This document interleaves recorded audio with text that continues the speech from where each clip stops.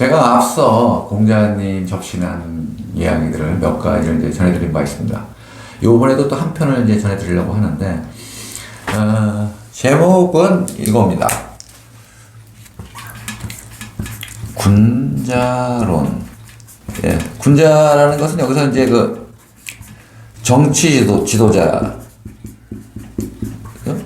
혹은 뭐 통치자, 국가의 대통령이라고 할 수 있고요, 왕이라고도 할 수 있고, 뭐 그런 의미에서 과연 이 군자라는 사람이 가져야 될 기본적인 소양 또는 본분은 무엇인가 하는 거를 이제 말씀한 게 있어요. 이 얘기가 왜 전해드리냐면, 민주사회가 되면은 제일 많이 하는 게 뭡니까? 선거죠. 투표도 하게 되고, 많은 후보들이 나오게 되고, 우리가 그 중에 누구 한 분을 또 선택을 해야 되는 것이고. 근데 그런 점에 있어서 참고가 될 만한 이야기가 되기 때문에 전해드리려고 합니다. 먼저, 공자님이 하신 말씀부터 읽어보도록 하겠습니다. 체제의 변화는 항시 일관된 방향에 의해 진행되나 반드시 단계적 절차를 거친다는 것이다.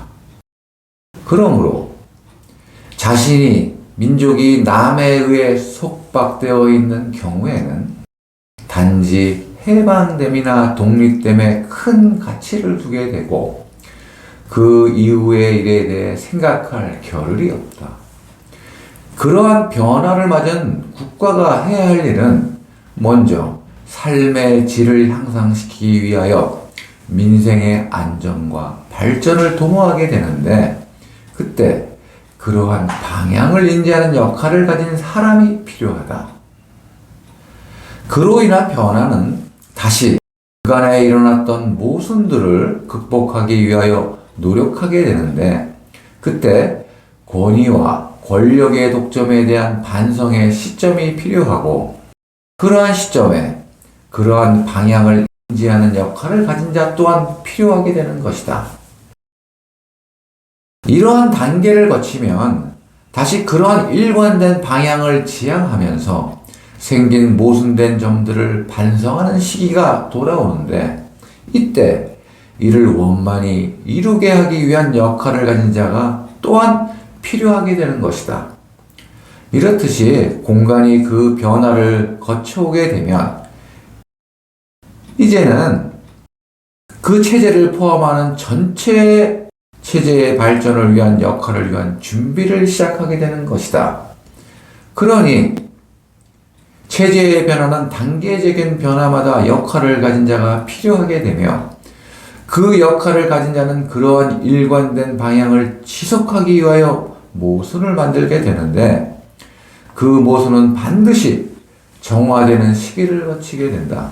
그러니 위정자는 이러한 단계적 변화에서의 역할로 한계를 가지며 그 역할이 무엇인지를 올바로 알기 위해서는 공간의 흐름이 어떻게 진행되는지 아는 것이야말로 중요한 지도자의 덕목이 되는 것이다. 그러니 사람들이 각기 속한 체제에 어떠한 흐름의 변화가 있는가를 먼저 아는 것이야말로 그 시작이며, 이러한 단계를 무시하고 그릇된 방향의 역할을 가진 자가 체제의 수장이 되면 지배계급의 부패가 극에 이르게 되는 것이니 내 일을 본분이라고 얘기하는 것이다. 본분이란 자기가 속한 국가의 흐름 속에서 자신의 역할이 무엇인지를 올바로 찾게 되는 것이지, 본분은 물려주는 것이 아니며 임의로 만들어지는 것 또한 아니다. 허니 군자란 이렇듯 시대적 흐름이 무엇인지를 먼저 아는 시대적인 안목이 있어야 하며, 각 역할이 원활히 수행되는 과정에서 자신의 역할 또한 포함된다는 겸손을 가져야 되고, 공간 전체의 올바른 방향의 선택에 있어서 공부를 게을리 하지 말아야 하며, 이러한 분별력이 사람들의 삶과 동화되면서 얻어지는 알을 통해 자신이 가지고 있는 틀에서 벗어나는 것에서 발전된다는 수양의 의미를 아는 사람을 군자라고 하는 것이다. 이야기는 여기까지입니다. 제가 읽어드렸는데 공자님이 말씀하고 있는 이 군자란 과연 무엇이냐고 했을 때 먼저 알아야 되는 게 시대적인 흐름이라는 거죠. 우리나라를 예를 들면 좀 얘기가 편해집니다. 해방되고 나서 이제 대한민국 정부가 수립이 됐죠. 정부가 수립이 되고 나서 우리나라가 하나의 체제가 되고 이게 하나의 국가도 되고 공간도 되죠, 이게. 그런데 이 공간이 그냥 가만히 있는 게 아니라 어떻게 됩니까? 계속해서 이렇게 변하고 있어요. 이게 새로운 공간으로. 그렇죠? 이렇게 안의 모습이 앞으로도 좀 변할 거죠. 어떻게 변해가고 있었냐면 대한민국 정부 수립 이후에 이렇게 보면은 이승만 정권이 있었죠. 그 자유당 정권이 있었고 그 다음에 4.19 혁명과 5.16을 거치면서 군부정 시대가 있었죠. 그 다음에 민주화라는 흐름으로 쭉 가고 있습니다. 전체적인 흐름을 보면 이렇단 말이죠. 이 시대가 이렇게 단계적으로 변화된다는 거예요. 의미하고. 그러니까 갑자기 여기서 이렇게 가지 않는다. 공자님은 그렇게 보는 거죠.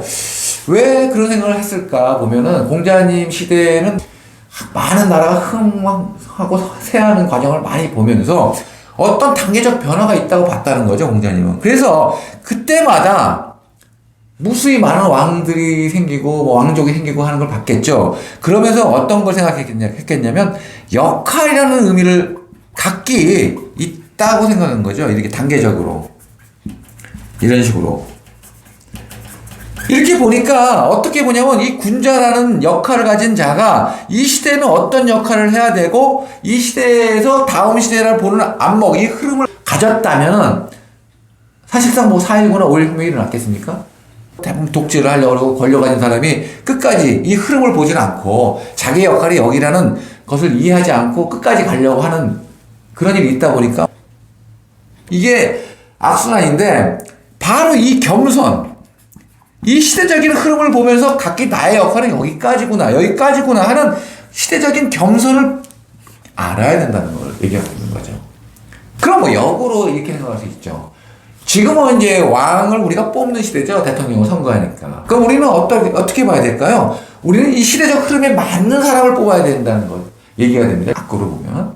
그래서 이 시대마다 또 모순이 많이 생기죠. 각기 모순들이 어떠한 흐름이 가다 보면은 또 어떤 모순이 일어나죠. 모순을 다시 정화해야 되는 시기에는 또 거기에 맞는 또 역할을 할 통치자가 또 필요하다. 이런 얘기를 하고 있는 겁니다. 참 놀라운 얘기는 여기서 가장 중요한 얘기가 한 게 있다는 거죠. 이 본분 가지고 있는 사람은 이러한 공간 전체의 흐름의 속에서 자신의 역할이 무엇인지 올바로 찾게 되는 것이지 물려주는 것이 아니며 임의로 만들어지는 것 또한 아니다. 이 얘기가 이게 가능할까? 2500년 전에 사람이 생각한 걸로? 당시 시대로는 뭡니까? 다 왕이라는 건 뭐예요? 물려주는 거죠, 대대로 그냥. 자식으로 다 내려가는 거 아닙니까? 이렇게 이런 식으로. 그런데 공자님은 바로 어떻게 생각했습니까? 이렇게 가는 걸 생각하지 않았다는 거죠. 왕이 어떻게 해야 된다? 그 국가의 어떤 흐름, 전체적 흐름에 안목을 가진 사람이 되어야 되고 그 흐름에 따라서 이것은 물려주는 게 아니라 그 역할을 가진 사람이 필요하다.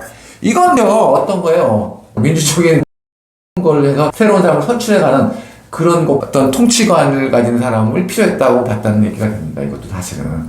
그런 점에서도 좀 굉장히 중요한 얘기가 되고요. 그래서 이 정치지도자, 통치자가 되고자 하는 분들은 어떤 사람이 되어야 되느냐? 첫째 뭘 알아야 될까요?